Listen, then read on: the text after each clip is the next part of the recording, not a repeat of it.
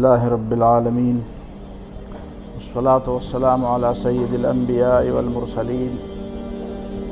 محمد النبي الأمي وعلى آله وصحبه أجمعين. أما بعد، فعن عمر بن الخطاب رضي الله تعالى عنه قال: بينما نحن عند النبي صلى الله عليه وسلم إذ طلع علينا رجل شديد بياض الثياب شديد سواد الشعر لا يعرفه منا أحد ولا يعرف عليه أثر السفر.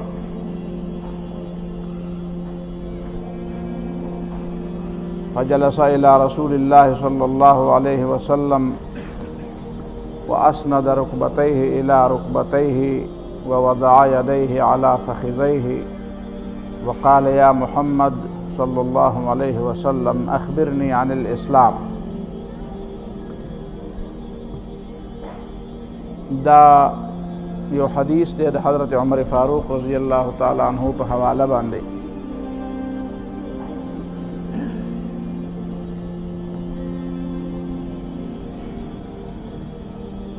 حضرت عمر فاروق رضی الله تعالی عنہ فرمایي چې مونږه یو موقع کې د نبی علیہ الصلوۃ والسلام په مجلس کې ناستو. اچانک یو سړی راغی او تک سپینې جامې وې، شدید بیاض الثياب،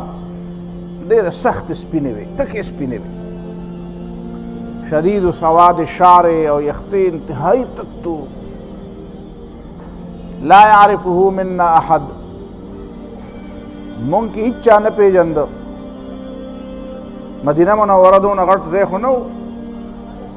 داسې غټ ښار نه و، خلکو یو بل پېژندل او پېژنګلو سړی چې راشي نو دا اوسنۍ زمانه خو داسې ده، پخوا زمانه خو بدله وه. پېژنګلي سړي سره به سړي سلام علیک سلیک به وکړو، چا به ورته سر وړقو، چا نه به یې څه په اشاره کې تپوس وکړو. بس دا اچانک سړی راغی و، لا يعرفه منا احد، هېڅ چا نه پېژنده. چې چا نه پېژنده نو د دې معنا دا د بار نه راغلی و. ولا يعرف عليه اثر السفر، خو په هغه باندې د سفر څه نښې نښانې هم نه وي. چې د بار نه راغی نو څنګه راغی؟ هغه زمانه کې خو داسې نه وه چې اوس په ایر کنډیشن ګاډي کې کېناو، صرف د جامو بد به دې خراب شي، باقي به تر و تازه راکوز شي. هغه پیاده سفرې به وي، یا په اوښانو یا په کچرو یا په اسونو، نو خامخا به سړي باندې څه دوړې موړې او څه تکلیف او څه اثرات څه خو به وو، یا کم از کم که نور څه دوړې موړې نه وی نو سړی خو به ستړی ستړی و. د باندې نه د ستړیوالي اثر و، نه په جامو سره دوړو اثر و، نه په ده باندې داسې څه، تر و تازه و. نو موږ تعجب وکړو چې دا کوم قسم سړی دی، دا د کوم ځای نه راغی، د دې ځای خو نه دی، دا څنګه راغی؟ هر سړی متوجه شو. نو فجلس الى رسول الله صلی الله علیه وسلم، سیده راغی او نبی علیہ الصلوۃ والسلام ته مخې ته کېناست او واسند رکبتیه الی رکبتیه، او دا زنګونونه د نبی علیہ السلام د زنګونونو سره ولګول، لکه مونږ چې اتحیه باندې کینو داسې کېناست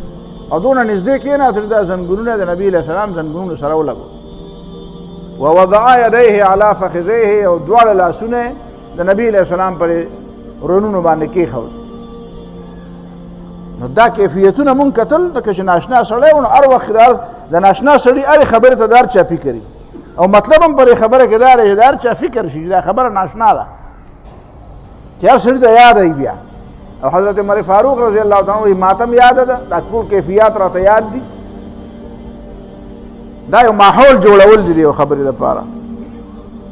نو فوراً نبی علیہ الصلوۃ والسلام نے تپوس وکړو چې یا محمد صلی الله علیه وسلم اخبرني عن الاسلام.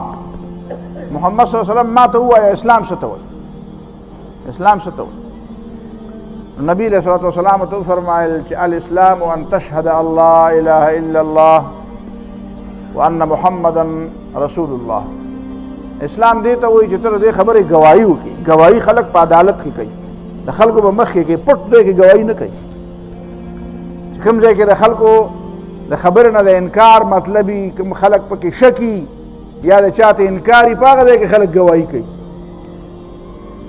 یوازې کلمه ویل نه دي، د کلمې گواهی کول. ان تشهد چې ته به د دې ګواهي کې چې کوم ځای کې خلک د دې نه انکار کوي ته به هلته پاسې ته به هلته وایې اعلان به کړې چې زه ګواه یم او داسې کلک به ودرېږې لکه یو سړی چې د موقع ګواهي ځینې خلک وایي د خبرې نه خبر یم خو ګواه نه یم یاره ما ته ګواهي نه شم کولی ته به د الله تعالی د توحید ګواهي کې وان محمد رسول الله او د محمد صلی الله علیه وسلم د رسالت ګواهي به کې مطلب یې دا دی ته به د دې علمبردار یې که څوک یې وایي او که څوک یې نه وي ته خو به یې وایې ته به یې وایي زه خو د موقع ګواه یم زه خو د خدای د توحید د خدای د پیغمبر د پیغمبرۍ ګواه یم پر دې ګواهي لفظ باندې ځان لږ پوهول غواړي دا اسلام دی دا بنیاد دی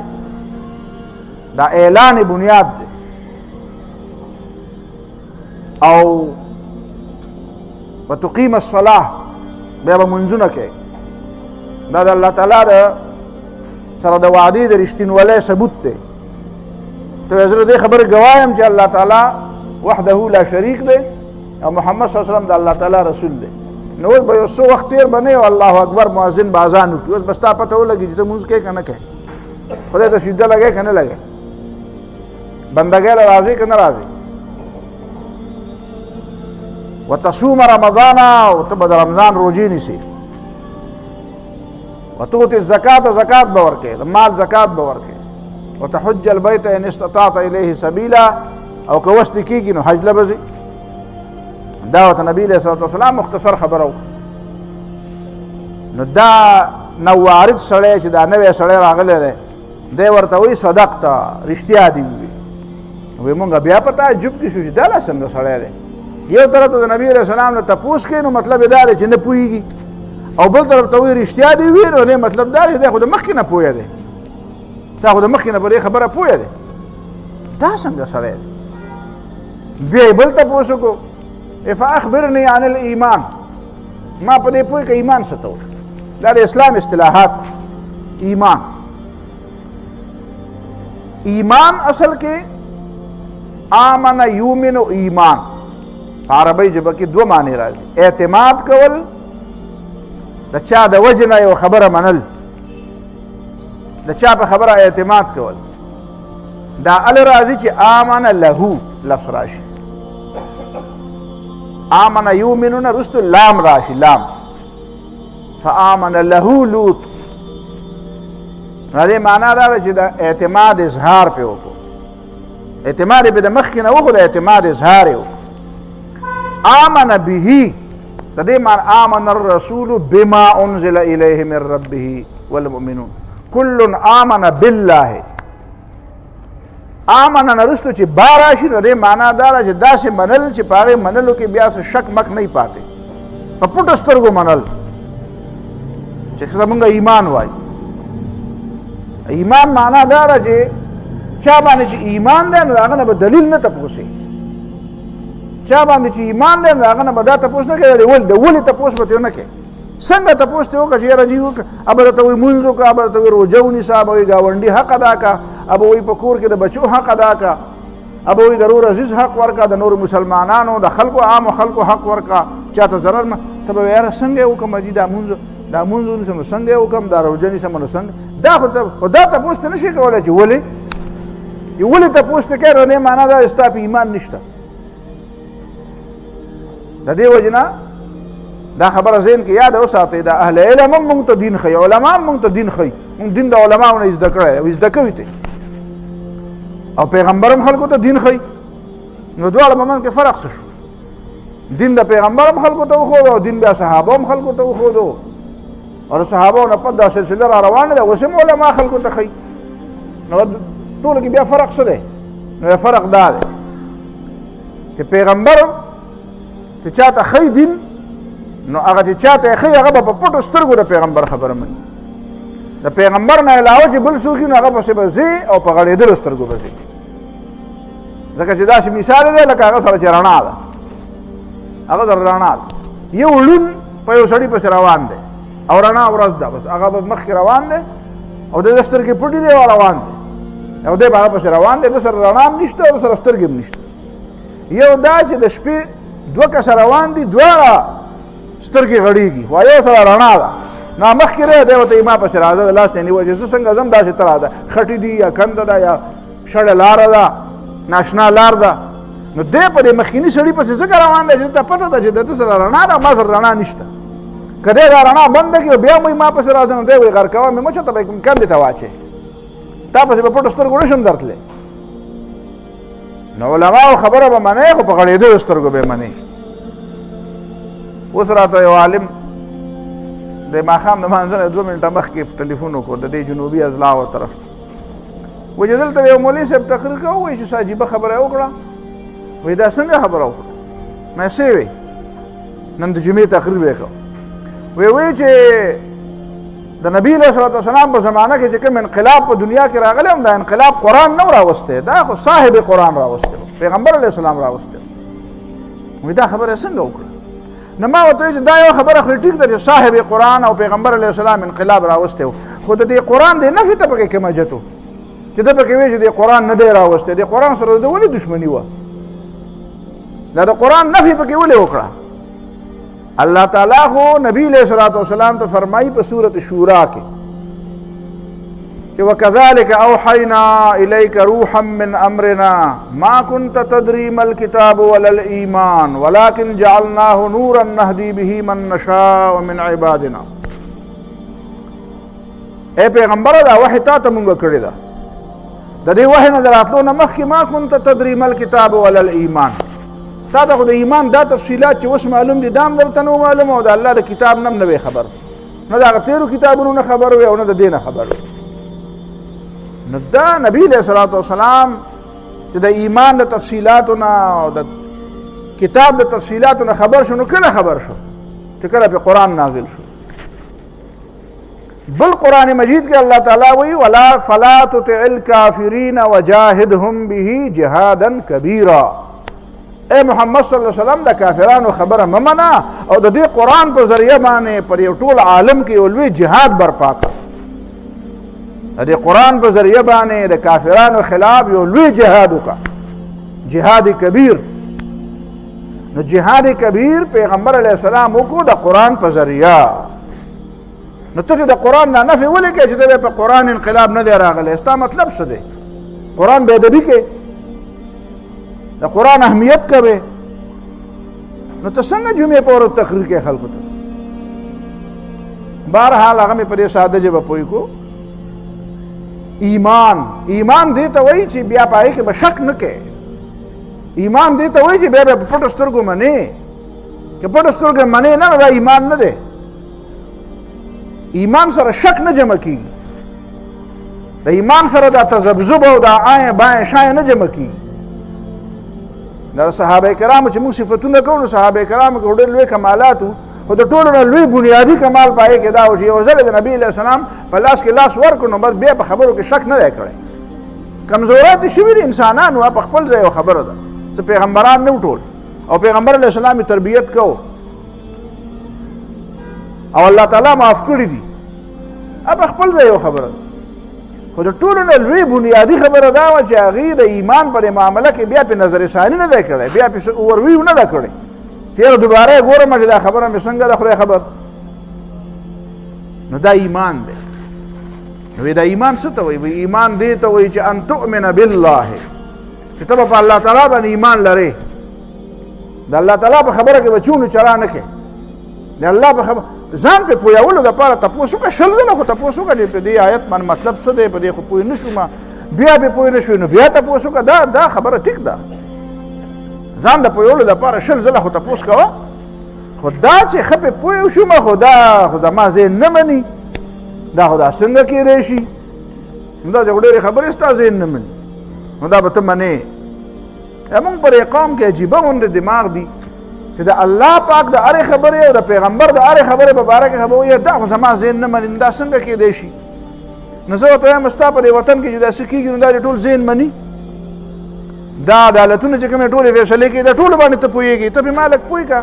ته پې مالک پوه که په دې خبرو باندې دا نیب چې څه کوي دا عدالتونه چې څه کوي دا سپریم کورټ چې دا سیه پرېښوده دا هغه زمانه کې هغه چې هغه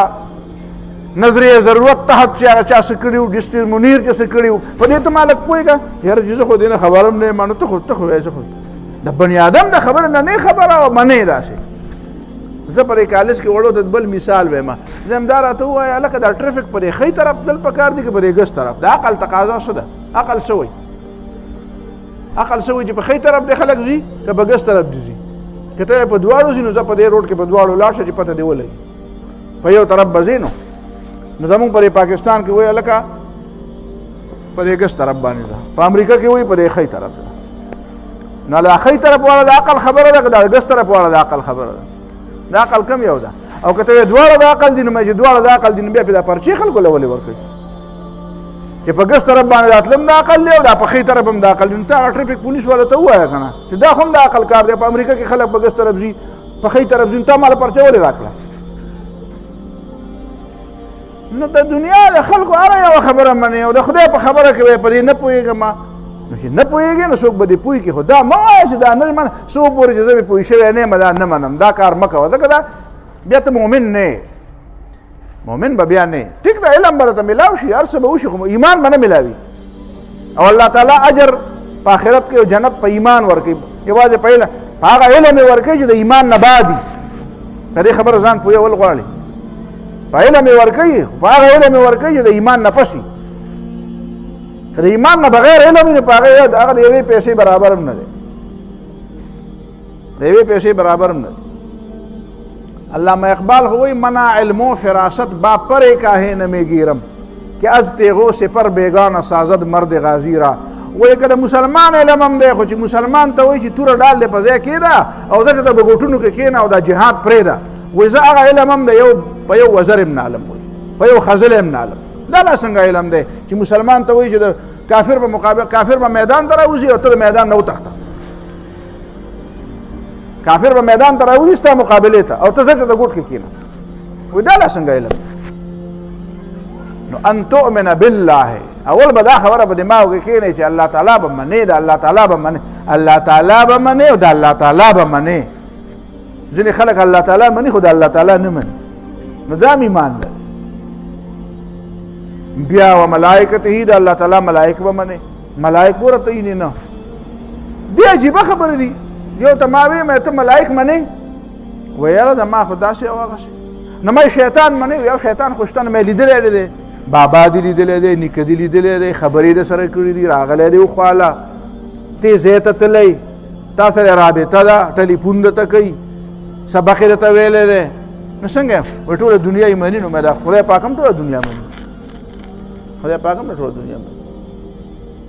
اوس لیوني را پاسېدلي وي مونږ یې نه منو، خو اوس په دې پوه شو چې دا نه منې نو دا کړه ته چا در په سر کړه؟ دا چا تیتر بیتر کړې په اویا کاله کې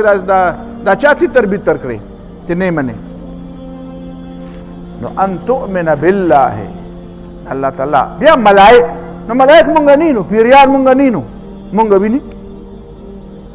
و کتبه، د الله تعالی په کتابونو به او په کتابونو کې اخرنی کتاب قرآن مجید به مني. بیا د الله تعالی په رسولانو باندې به په پیغمبرانو به ایمان راوړي. بیا والقدر، قدر، انا کل شیء خلقناه بقدر.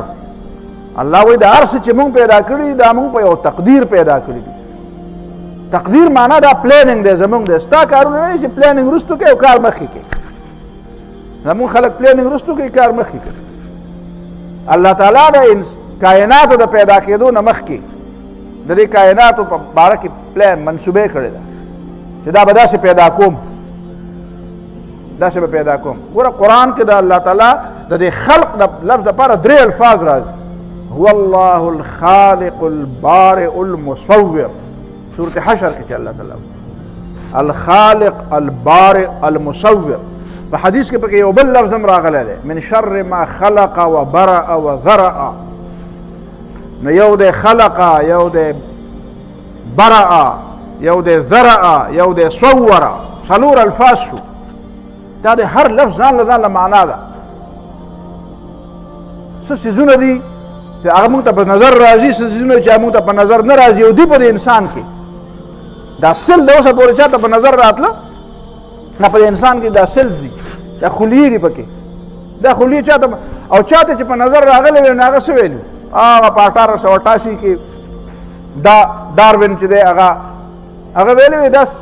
هغه په زمانه کې چې کوم فلاسفران تېر شوي وو والټیر او دا بلا بتر ساینسدانان او بلا غل خلک هغې به وایي دا خلیه او دا سل څه شی دی خو هسې یو پوکڼی ده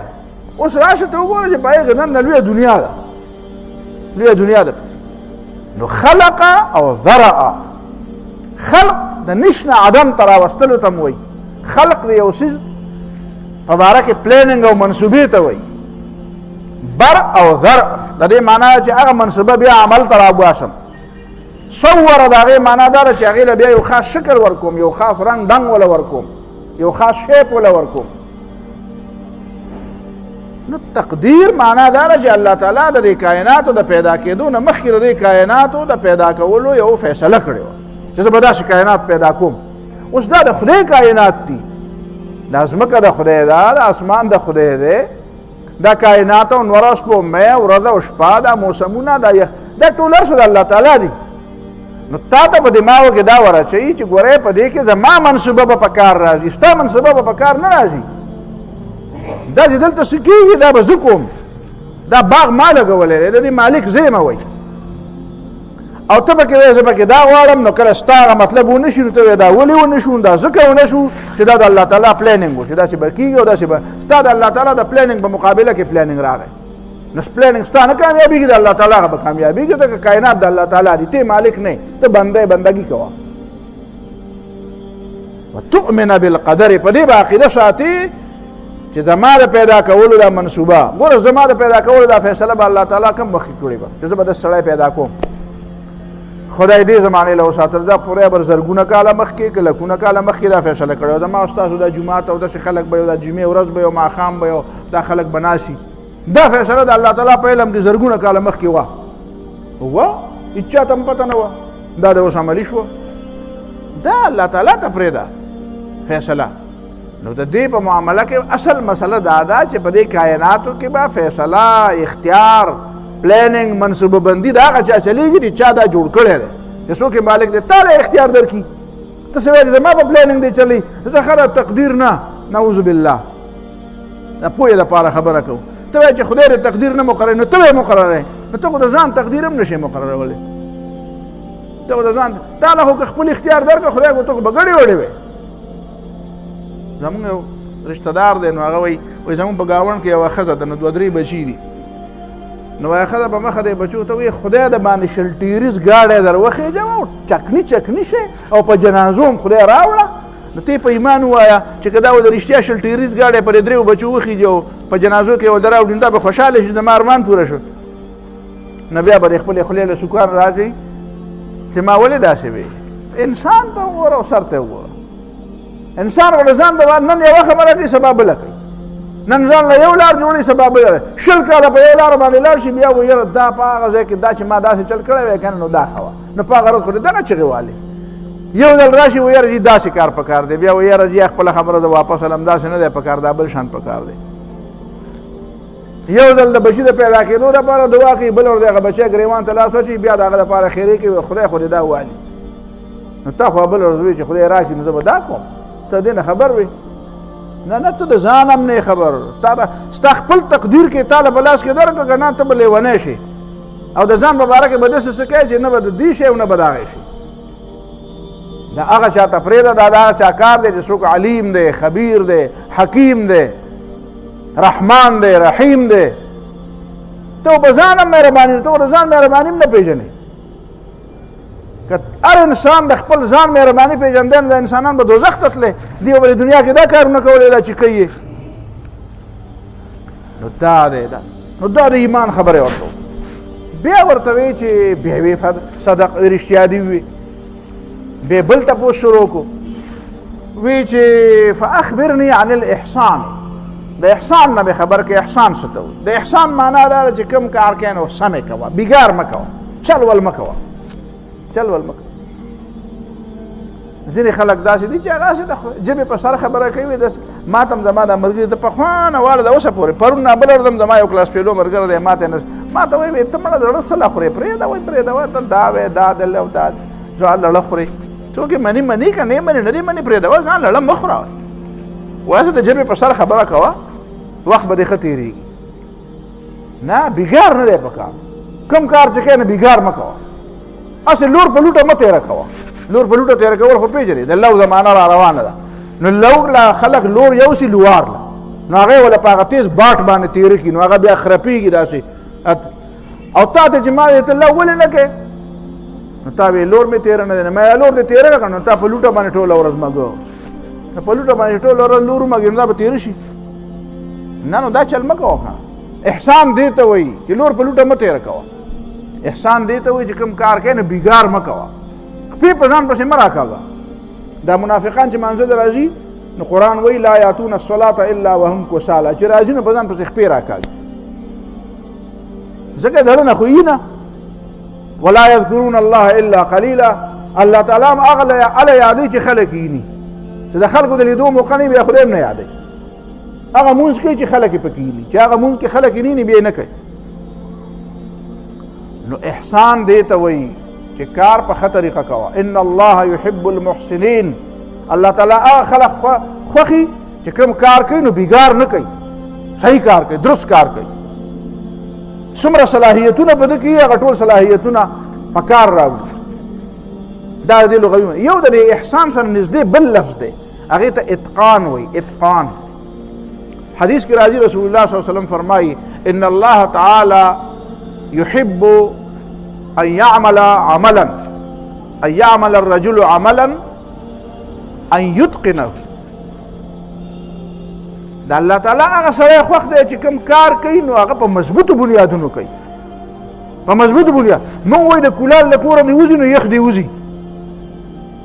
د دوه ورځو لپاره شی جوړو زموږ مصریان د څو ورځو لپاره یاره عجیبه ته چې راوړې کور ته هلته به کار کوي چې ته کور ته راوړې بیا کار نه کوي دی د دې ګنټې نیمې دپاره جوړ کړی و نه داسې کار وکړه چې هغه پایدار کار وکړه موږ روډونه جوړو خو د راروان جونه پورې جوړو چې جون راځي چې بیا پکې کډې شوي موږ لښتي جوړو موږ آبادۍ جوړو دا سرکار د آبادۍ دا ټیکهداران څنګه جوړوي خفه کېږي منه که څوک پکې ټیکهدار دا څنګه جوړوي په دې موټر وی باندې موږ روان یو دا د پولیسو د آبادۍ چې جوړې کړي دا دغه لا پکې څوک ورغلي نه وه بیا راپرېوتي دا څوک ورغلي نه راپرېوتي اتقان دې ته وایي اتقان دې ته وایي چې ستا څونه اهلیت دی تا څونه علم دی او ستا څونه صلاحیتونه دي نو د هغه کار دپاره هغه ټول علم هغه ټول صلاحیتونه هغه ټول قوتونه په کار راوړه د کوم کار دپاره کوم کار کوې کوم کار یې تا ته حواله کړی دی تا ته مریض کتل تا ته فیس درکړه چې مریض ګوره نو تا مریض ګوره نو سره پې صابنده که ساواله او 500 راواله او بیا دې ولېږو دغه ته چې دا لیبارټرۍ کې ټسټونه راوړه دا مه کوه که نه تا خپل علم خو استعمال نه کو خپل علم استعمال کا خپل علم استعمال کا داسې چې بل یو سړي له بل کار وکیل له پیسې ورکړه چې ما له مقدمه هغه بس ما ته پته ده او دا به تاریخونه به بدلېږي نه دا مه کوه که نه دا مه کوه ان یتقنه څونه چې صلاحیت دی څونه چې د علم دی څونه چې د تجربه ده څونه چې په مغزو کې او په دماغو کې په زړه کې قوت دی د زړه زور پې وازمې دا په اخلاص کا هر یو کار چې کې درست کار کوه غلط کار مه کوه چې ټیک کار دی هغه بیا نو احسان دې ته وایي چې ته د دې نه ښه نور نه شې کولی اتقان دې ته وایي چې د دې نه کلک او مضبوط او خپل صلاحیتونه تا په خپل زور بس ختم کړو ان الله تعالی يحب الله تعالی به در سره مینه وکړي نو احسان دا مطلب چې ښه که نو په دې خو خلک پوهېده چې ښه کول سم کار کول او په ښه طریقې کول خو دی ورته وایي احسان مې لږ خبر که اسلام احسان څه ته وایي مونږ خو دې بیا وروستو احسان او سلوک او تصوف او پته نه څه سم ترې جوړ کړو خدای خبر او هغې له هم څه شکلونه ورکړو د هغې هغه رنګ هم څنګه بدل کړو هغې له هم ځان له جامې جوړې کړې هغې له هم ځان له څه کانټ چاند جوړ کړو ځان له مو له د ناستې ځای جوړ کړو څه کیسې هم پکې جوړې کړې خدای خبر څونه مرچ مسالې هم پکې ور واچول اصل کې احسان څه ته وایي نو نبي علیه السلام د هغې جواب ورکړو چې احسان دې ته وایي چې ان تعبد الله کانک تراه چې ته د الله تعالی بندګي داسې وکړې لکه ته چې الله تعالی ته ګورې فان لم تکن تراه فان لا تکن تراه ته خو یې نشي لیدې نو فانه یراک په دې خو ځان پوه کړه چې هغه خو دې ګوري اول خو په دې تصور ځان پوه کړه چې زه خو خدای ته ګورم بس نو چې ګورې نو څنګه چلي سړی چې مالک ته مزدور چې مالک ته ګوري او مالک مزدور ته ګوري نو مزدور څنګه کار کوي او چې بیا مالک اخوا شي نو بیا څنګه چل کوي بیا هغه آیاں بایاں شایاں کوي اکو بکو کوي وخت پاس کوي فإن لا تكن تراه که ته نشي لیدی نو دا خو ذهن کې کښېنوه چې خو دې ګوري که نه دا عقیده خو ساته که نه چې خو دې ګوري هغه نه خو پناه نه وي پخوا مې دا پرې وړو وړو کیسو کې دا به کتل دا کیسې به مې لوستې نو په هغې کې یو پلار او زوی وي غلا له لاړه کیسه پکې چا دی چې پلار او زوی غلا له لاړه نو هغه پلار به کېدای شي پټي کې باغ نه مې مالټې شو کولی نو ورته وایي چې بچیه دې زه مالټې شو کوم او دې ونې ته وخېږم نو که چا لیدم نو ته ما ته وایه نو هغه چې مالټې شو کولی نو هغه به خو چې مالټې له بیا ګوتې وروړه بابا وایي څوک دي ني دا به بیا راکوشو یو ساعت پس به بیا ورغی وایي بابا څوک دي ني چې هغه ورته وایي د پلانکي بچیه څوک ویني وایي خدای دې ني که نه تا ما ته نه ویلې څوک دي ني نو ما ته وایه وایي خدای دې ني که نه وایي ښه نو بیا توبه ویسته نو دا به هغه جلاس یو صحابي و منافق په هغه زمانه کې صحابي شوی اعلان و خاص په نوم صحابي و نور منافق نو نبی علیه الصلوة والسلام د تبوک د غزا تیاری کوله نو عمر یا عمر د هغه بچی دی پرکټۍ غونته کې دی د دې ښځې د بل خاوند نه بچی دی او دی ساتي ماشوم هلک دی نو هغه ورته وایي چې بابا دا څنګه چل دی د هر چا په کور کې د جنګ او د جهاد تیاری روانه ده څوک اصلي او څوک تورې علي او څوک ډالونه علي او څوک غشي جوړوي او څوک لیندې جوړوي او څوک نیزې تېرې کوي او څوک اسونه علي او څوک اوښان علي او تیاری غرب هر کور کې دا ها هو غرب زموږ په دې کور کې هېڅ سال چل ما ونه لید ما ډوډۍ خورو سملو هم ناست دلته خو ما څه داسې څه ګرمه ګرمي څه شی ونه لید دلته خو د جهاد د تیاری او نبی علیه السلام اعلان کړی دی خدای اعلان کړی قرآن مجید کې آیاتونه راځي جومات د جهادي خبرو او ترانو نه او د جهادي خبرو نه ډک دی د هر مسلمان کور کې دا جهادي خبرې دي زموږ په کور کې خو نه ما خبرې واورېدې نه مې ته دا څه کیسه ده پلار ته یې وایي پلندر پلار ته نو هغه ورته وایي کښېنه مړه ساده سړی ماشوم یې په دې خبرو ته څه پوهېږي وایي څنګه وایي دا محمد صلی الله علیه وسلم که داسې وایي که دا ټکي که نه نو بیا خو به مونږ هسې خره یو نو دا مونږ ته خره ښکارو هسې خبرې کې پرېږده ولګیا به خلک هسې بس غاړه وړه وایي ښه ورته وایي بابا وایي زه خو به زما محمد صلی الله علیه وسلم ته به وایم هغه خو دا یقین نه راته چې د دې ماشوم خو بل ځای نشته دا به ډوډۍ کوم ځای و دا خو د کور ځای هم دا دی ډوډۍ ځای هم دا دی خپل پلار خو یې مړ دی د دې نه بغیر خو د بله کوډۍ نشته دی به څنګه نبي رسول بیا به زما دې کور ته راځي که نه به راځي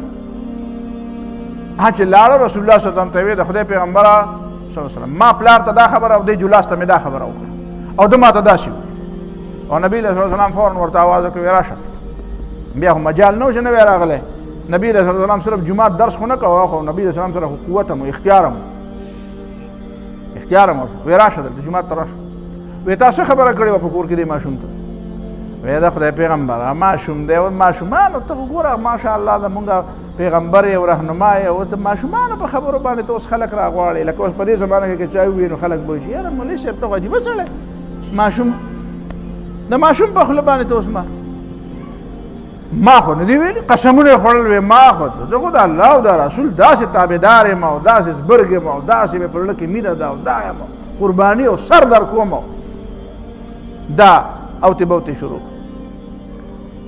او هغه حضرت عمر یا عمر دی عاربا هغه په هغه وخت کې ماشوم دی هغه هلته کېناست او ژړلې چې الله پاک نو اوس تا خو اورېدلي دي او تا خو لیدلي دي چې د دا وی اوس هغه ما دروغجن کوي او په خپله ځان دروغجن رښتیا کوي په دقه کې بس وحی راله چې وحی راله ولقد قالوا کلمة الکفر وکفروا بعد اسلامهم وی دې سړي د مسلمانۍ اعلان خو کړی او کلمې ویلې وه او کلمې بیا د کفر ویلې ده دا چې په کور کې کومې خبرې کړي په دې کافر شوی دی فإن یتوبوا یکو خیر الله توبه وباسي نو ټیک ده که توبه نه وباسي نو کار یې خراب چې آیاتونه راغله نو نبي علیه صلات وسلام ورته وایي دا ماشوم رښتیا وایي دا بچی دی او ته دروغجن یې الله تعالی آیاتونه راولېږل وی نبی علیه صلات وسلام بالکل ټیک خبره الله تعالی ټیک خبره کړې ده او ما دا خبره کړې ده او ستا په مخکې مې هم دلته دروغ ووایي خدای دروغجن ثابت کړم خو دا راته ووایه چې اوس توبه وباسم نو توبه مې قبلېږي وی الله تعالی وایي چې فإن یتوبوا یکو خیر لهم اوس توبه وباسه اوس هم توبه قبلېږي نو توبه یې ویسته او په رښتینو مسلمان شو او بیا به د خپل بچي ډېر زیات قدر کوي بچیا وی ستا په ما ډېر زیات احسان دی وی زه خو رښتیا دوزخ ته تلمه خو وی ستا د وجې نه رابد شوم وی ستا په ما ډېر زیات احسان دی حالانکه اول کې خو په ذهن کې دا و او د ده هم په ذهن کې دا و د قرباني وکړه چې زه مړه خو پلار به راته زیات نه دا وي د کوره وځه نه وبوسم کنه نو ژوند د تېر به شي هر ځای کې چې تېرېږي احسان ان تعبد الله كأنك تراه فإن لم تكن تراه فإنه يراك فإنه خدای خو دې نه کنه الله تعالی نه خو څه پټ نه دي کنه بګار مه کوه چل ول مه کوه دا احسان دی بیا ورته وایي چې دا راته ووایه قیامت به کله راځي نبی صلی الله علیه وسلم ته قیامت به کله راځي وایي ما المسؤول بها بأعلم بها من السائل ما المسؤول عنها بأعلم بها من السائل وایي چې سوال کوونکی د هغه چا نه ښه نه پوهېږي سوال چې ترې شوی دی هغه د هغه چا نه ښه نه پوهېږي چې چا ته سوال کړی دی ما ته هم پته نشته چې کله به راځي او تا ته هم پته نشته چې کله به راځي او دا تا ته هم پته رسي یو ځل به راځي او دا ما ته هم پته رسي یو ځل به راځي تاریخ نه تا ته معلوم دی او نه ما ته معلوم فاخبرني عن اماراتها یا ساخبرك عن اماراتها نښې به یې راته وویم نښې څه دي نو په نښو کې ورته یو څو نښې ووي یو نښې ورته دا وویله وی ان تلد الامة ربتها چې ښځه به خپله مالکه وزېږئ دې باندې خو ډېر مطلبونه خلکو بیان کړي دي خو یو ساده مطلب یې دا دی چې د مور او د لور تعلق نه دی د مور او د لور تعلق دا د دنیا د ټولو تعلقونو نه ډېر نږدې دی د پلار او د زوی دونه نږدې تعلق نه دی لکه د مور او د لور چې څومره نږدې تعلق دی فرشتو کې د مور او د لور تعلق ډېر نږدې دی مور په لور ډېره مهربانه او لور په مور ډېره مهربانه او د مور او د لور د یو بل نه رازونه پټ نه وي نو دا لور له پکار ده چې هغه د مور احترام کوي د مور قدر کوي خو دومره قریبه رشته دومره نږدې رشته دومره د اعتماد رشته هغه د هغې تقاضې به هم نه پوره کېږي انت الامة ربتها داسې به نه ښکاري لکه دا یې مور ده او دا یې لور ده داسې به ښکاري لکه دا لور یې مور ده او دا مور یې لور ده هغه به ورته وایي چې مور ستا زمانه تلې ته نه پوهېږي اوس چې زه ته څه ویم دا وایه نه هغه به یې نه قدر کوي نه به احترام کوي نه به هغې له د هغې مقام او عزت ورکوي نه به د هغې خبرې ته غوږ دي د هغې خو جواب به په بدو ورکوي مطلب یې دا دی چې کشران به د مشرانو احترام نه کوي اوسني خلک به په پخوانو خلکو پسې خبرې کوي اسلافو پسې خلک خبرې کوي زړو خلکو دا د قیامت په نښو کې یو نښه ده چې د دې زمانې د هغه قیامت ته نږدې چې کومه زمانې دا پخواني نه پوهېده دا علماو پورې علما نه پوهېده علما نه پوهېده دی پوهېږي دا چې په پیسو خبرې کوي دی پوهېږي دا چې په مفاداتو باندې اوړي راوړي دا پوهېږي چې د خدای د رضا دپاره چې ټول ژوند ورکړی دا نه پوهېده چې د ژوند مقصد چې د اسلام باندې سر هم ورکوو مال هم ورکوو ژوند هم ورکوو هغه نه پوهېږي اوس چې د اسلام خبرې په پیسو کوي پوهېږي نعوذ بالله من ذلک او بیا ورته وایي وان ترى الحفاة العراة رعاء الشاء يتطاولون في البنيان چې ته به وینې هغه خلک چې پیابله به ګرځېده پوره جامې به په وجود باندې نه وي بربند سرونه به بربند خپې پیابله خپې بربند وجودونه به ګرځېده ایله هغه شتېړې به یې ځان تاو کړې وې رعاء الشاء چې بیزې به یې ساتلې یتطاولون فی البنیان اوږده اوږدې آبادۍ کوي اوږده اوږده بلډینګونه جوړوي تاسو د عربو دې بلډینګونو ته ګورئ که نه مونږ به دا خیال کوو چې یاره به چې چا به 2 شته کور جوړ کړو مونږ د طالب علمۍ زمانه کې دا حدیث ویلي مونږ به وایي دا به یادوي چې مونږ ته پته ولګېده نو په دوبۍ والا برج خلیفه چې جوړ کړی دی څو چته دی دا سعودي والا پکې وایي زه به د دې برج خلیفه نه غټ جوړوم ما یتطاولون فی البنیان دا هغه بربند او خپیابله او بیزو ساتلو والا چې الله تعالی دولت درکړو د دولت دا د امت مسلمه دولت دی دا تعالی چې تیل درکړي دا د امت مسلمه دي دا ستا د پلار نه دي په دې به ته عیاشي کوې دا به امریکې په کار راځي دا به د عیاشانو د شیخانو د عیاشۍ په یو شپه په یو سیزونو باندې دا تاسو ګورئ په دې بلډینګونو په اغستو په دې سیزونو په جوارو دا جواریان هم کوي دا په یورپ ته دي جواریان یې کوي په عیاشو د دې د باغونو ونې هم په جهازونو کې سفرې کوي باغونو له چې ونې راوړي په جهازونو کې راوړي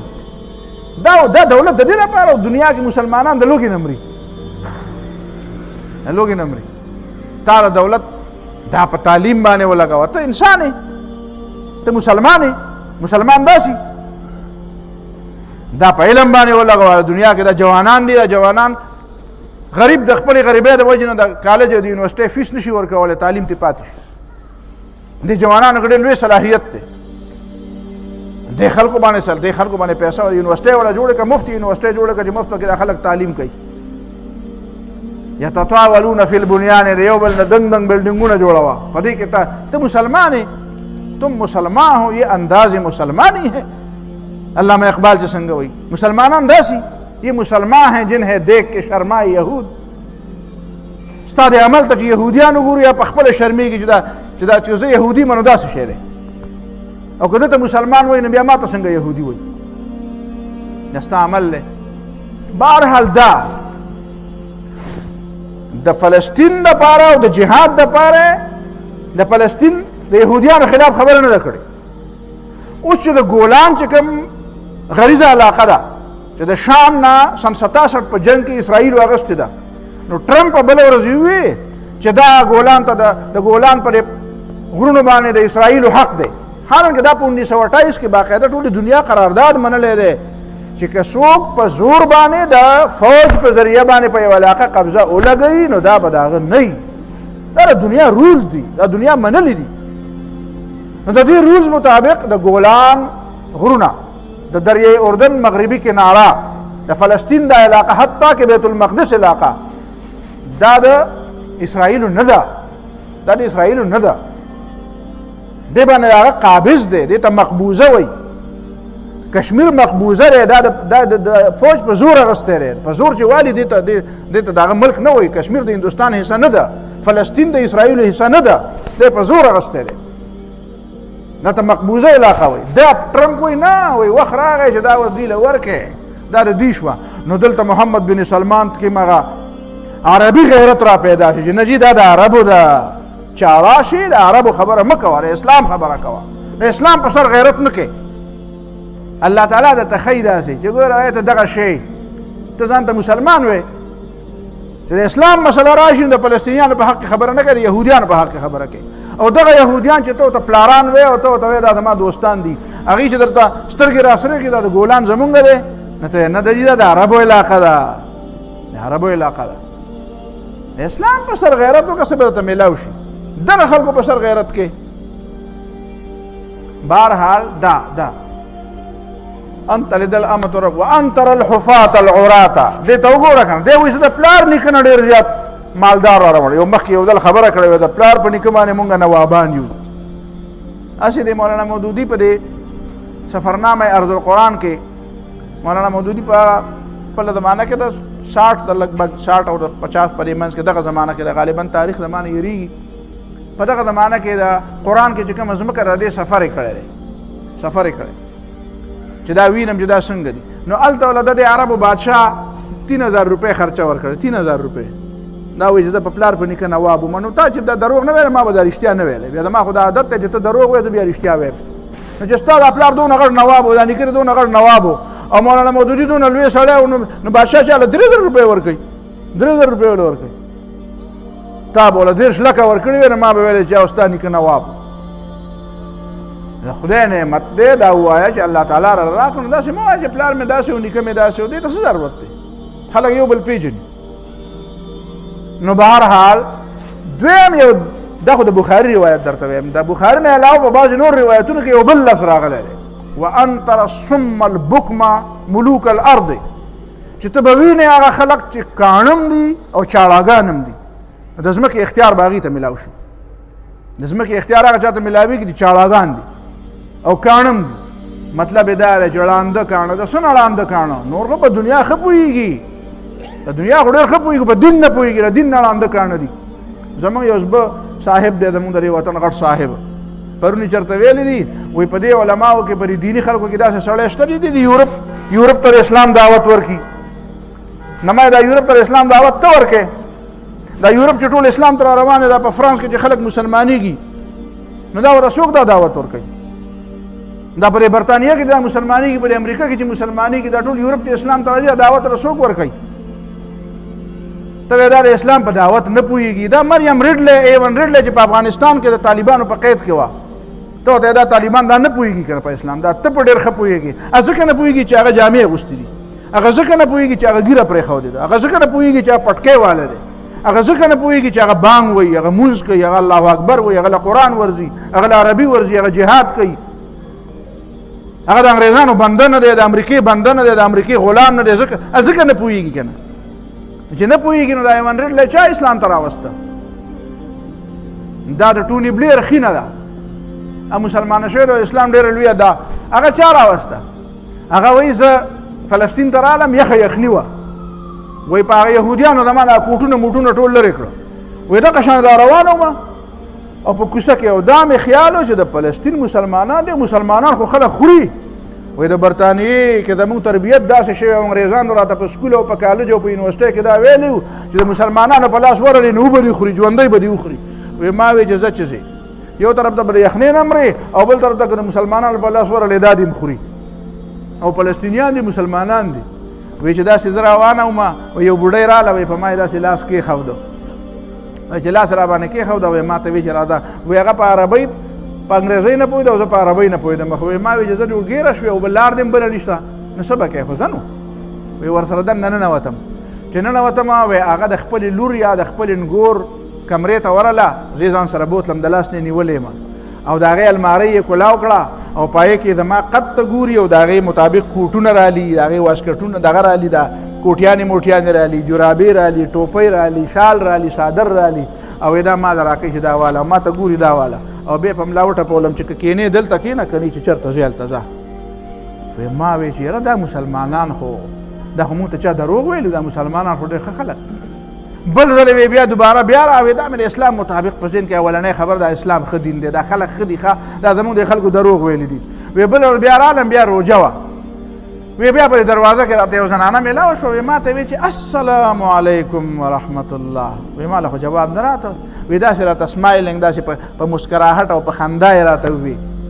وی ما وی چې مسلمان او داسې په خندا او د خلکو سره ملاوېدل، وی ما ته اشاره راکړه چې راځه که نه دنده راشه. وی چې دنده ورغلمه، وی غریب کور دی، وی د خوراک څیزونه یې راوړه او ما ته یې کېښودل، وی ما ته وی چې دا خوره. وی ما ورته وی چې بې پاپ انګریزۍ پوهېده. وی ما ورته وی چې ته ولې نه خورې؟ وی ما ته وی چې زمونږ خو روژه ده مونږ نه خورو. وی ما ورته وی چې دا ته چا ویلي دي چې مه خورئ؟ وی راته وی چې دا راته خدای ویلي دي چې مه خورئ. وی ما ورته وی دا خدای خو تاسو سره ډېر زیاتی کوي چې تا ته وایي چې مه خورئ، دا وګوره خلک څیزونه د خوراک دپاره دي او ستاسو خدای تا ته وایي چې مه خورئ، دا راته ولې وایي چې مه خورئ؟ وی راته وی چې خدای راته ځکه وایي چې مه خورئ چې تاسو ونه خورئ نو د غریبانانو د غریبۍ احساس به در سره پیدا شي، چې داسې غریبانان هم شته چې. وی ما وی چې اوهو دا لا څنګه، دا خو په خپله غریبه ده او دا وایي چې خدای ما ته وایي چې مه خوره چې ستا سره د غریب د غریبۍ احساس وشي. به ما وایي چې ستاسو دا کوم څنګه دین دی؟ ما دا اسلام دین دی که نو د هغې نه پس بیا دا مسلمانه شوه، د اسلام وکته او دی ما ته وایي وایي مسلمانان زمونږ خو هغه ساده بې. نن مې په کالج کې یو ملګري ته خبره کوله، د انګریزانو زمانه وه، د انګریزانو په دې اټک په دې قلا کې روجي میاشت وه او د انګریزانو فوج و، د انګریزانو یو کرنل په خپل دفتر کې ناست او یو مسلمان سپایي فوجي سزاوار شوی و، پس خبره سزاوار شوی و. نو هغې طریقه به دا وه چې هغه ته به خپل سامان په سر کوه، په دې ګاډي په دې ګراونډ کې داسې ګرځه، دا خپله بستره دی او دا سامان دې په دې سر کېږده او ګرځه. نو 2-3 ګنټې به ګرځه، بیا به یې ولې په منځ کې وقفه ورکړه. نو چې دلې په منځ کې د ماسپښین په دې ټیم کې وقفه ورکړه چې لاندې اوبه مو به وڅښه او لږ دمه شه او بیا به دوباره بیا د خپل سامان په سر او بیا به تاویږي. نو ده په هغه وقفه کې سیده زر زر اودس وکړو او مونځ یې. نو هغه کرنل د شیشې نه کتل چې دې لږ اوبه ونه څښلې، هغه ګرمي ده او دی دومره مونږ سزاوار هم 2-3 ګنټې ومګرځېده او دا بوج هم په سر دی، پکې دا خو تږی شوی دی، ده دا اوبه ولې ونه څښلې؟ وایي چې د دا سزا پوره شي دی ما له لږ راولېږه. سزا یې پوره شوه، هغه یې ولې راولېږه. هغه وایي چې هغه بیا خپله قصه کوله چې ما وایي چې خدای خبر بیا سي چلو شو چې بیا به راته څه وایي. نو چې رالم وایي سلوټ مې وکړو، وایي ما ته د کرنل صاحب وایي چې تا دا اوبه ولې ونه څښلې؟ وایي ما ورته وایي چې صاحبه د ما روژه ده. وایي چې د څه شي روژه څه ته وایي؟ وایي چې روژه دې ته وایي چې سهار نه ماښامه پورې بس نه خورئ. وایي چې دا راته چا ویلي؟ وایي چې دا راته خدای ویلي چې کوه. وایي چې دې څه مطلب دی؟ وایي ما ورته چې صاحب زه بې تعلیمه سړی یم، بلکل شډل بډل او ستا د لیول خبرې ماله نه راځي. ته داسې چل وکړه چې د خپل لیول څوک سړی وګوره دا د هغه نه تپوس وکړه زما نه دا تپوس کوې زه خو په دې پوهېږم چې خدای پاک وایي چې روژې ونیسئ بس مسلمان یم خدای مې منلی خدای وایي روژه بس روژه خدای وایي نه ویس کړې بس نیس کړم په دې پوهېږم بس دې سړي په لکه خبره پرېوته د چا نه تپوس وکړو چې یاره په دې زمانه کې په اسلام باندې پوهه څوک دی په مسلمانانو و یاره پوهه خو علامه اقبال دی پس د لاهور ته لاړ او د علامه اقبال نه تپوسونه شروع کړو او آخر کې واپس چې راتلو کلمې ویلې و مسلمان شو او چې راغی برطانیه ته خبر شو دا و کرنیل صاحب زما مسلمان شو هغه د کرنیل نه او د نوکرۍ نه ختم کړ هغه ختموي او کار چې مې کوي کوم وجه د هغه پروا مې نه ساته خو ما مسلمانی زده کړه دا مسلمانی دا یو سیده ساده مسلمان چې روزه نیولی شي او مونځ کولی شي هغه د اسلام بیان خلکو ته کوي ښه هم ته لږه خپله خبرې لږه تصحیح وکړه صاحب ته ډېر ښه سړی او غټ سړی خو لږه مهرباني وکړه دا مه وایه چې د اسلام په دعوت څوک نه پوهېږي اسلام دعوت به څوک ورکوي هر سړی د خپل پوهې د حده پورې چې څوک په اسلام درست عمل کوي د اسلام په دعوت پوهېږي د خپل عمل نه څوک به د وینا نه کوي څوک به عامیان پوهېږي څوک به دا پوهه خلک پوهېږي څوک به ناپوهه پوهېږي څوک به واړه پوهېږي څوک به طالب باتاسا وایي څوک به ورته کلمه ټیک کوي څوک به ورته مونځ ټیک کوي اسلام دا کار د ټول امت کار دی څوک به ډېر لوی لوی پوهې خلکو ته وایي نو دا وان تر الصم البکم کاڼه او چاړاګان او ړانده ملوک الارض دا به د ځمکې اختیارات وایي په دې کې دا سړی لاړ تپوس نه وکړه او لاړ چې لاړ فلبثت ملیا حضرت عمر فاروق فرمایي یو ساعت وخت مې تېر کړ نو نبی علیه الصلاة والسلام ته راته فرمایي چې اتدري من السائل عمر تا ته پته ده دا تپوسونه چې کول لا څوک و ما ورته چې الله ورسوله اعلم دا به الله ته پته وي او رسول صلی الله علیه وسلم ته به پته وي چې په رسول صلی الله علیه وسلم وحی راځي وی هذا جبریل اتاکم یعلمکم دینکم نو دا جبریل علیه السلام راغلی او تاسو ته دین ښوده د دین د ښودو یو طریقه سوال هم دی بهترین شاګرد چې کمی که نه دا د استاذ د علم د اضافې ذریعه ګرځي ښه شاګرد ښه سوال کوونکی چې ښه شاګرد دی قابل او ذهین نو دا چې استاد ته میلاو شي د استاد هغه علم کې اضافه راځي په هغه علم کې اضافه راځي او دا د یو استاد د خوش قسمتۍ نښې چې هغه ته ښه شاګردان میلاو شي نو ښه تپوس کول چې دي دا هم د علم د اضافې یو طریقه ده کله کله یو اهمه خبره سړي ورته خیال نه وي سړی سوال وکړي د هغې په وجه ورته خیال شي دا نور ټولو خلکو ته فایده وشي دویمه اخرنۍ خبره پکې دا ده چې دا جبریل علیه السلام راغلی و یعلمکم دینکم تاسو ته دین خو د ګوره په دین کې ایمان مسلې هم دي دا هم دین دی د اسلام مسلې حرام و حلال احکام دا هم دین دی اخلاص احسان دا هم دین دی او د دنیا په معاملاتو ځان پوهول او آداب دا آداب ګوره دا د زنګونانې ورته زنګونانو ته نږدې کېښود او تپوس یې شروع کړو دا آداب دي دا هم دین دی او دا هم دین دی چې دنیا کې کم قسمه خلک دي لوی څوک دي واړه څوک دي هغه لوی خلک چې څه کوي ټیک کوي که غلط کوي دا به هم پکې وی دا خو نیمګړی دین دی چې د وړو وړو خلکو په باره کې به وایي چې دی ښه کوي او بد کوي او چې کوم سړی غټ شي د هغه د بدو ته به بد نه وی نو نبي علیه السلام خو د هغه بدو ته هم بد وی د خلیفه او د محمد ابن سلمان هغه بد هم یاد کړي پخوا یاد کړي نومونه یې ولې نه دي یاد کړي اوس موږ ته پته ولګېده چې دا خلیفه دی د اماراتو او دا محمد بن سلمان دی د سعودي دا هغه یاد دی چې یتطاولون فی البنیان نو دا هم پکې یاد دا ټول دین دی نو الله رب العالمین دې موږ له دین پوهه هم راکړي او بیا دې په دې دین باندې د عمل کولو او د دې دین د اشاعت کولو دې الله موږ له توفیق راکړي واخر دعوانا الحمد لله رب العالمین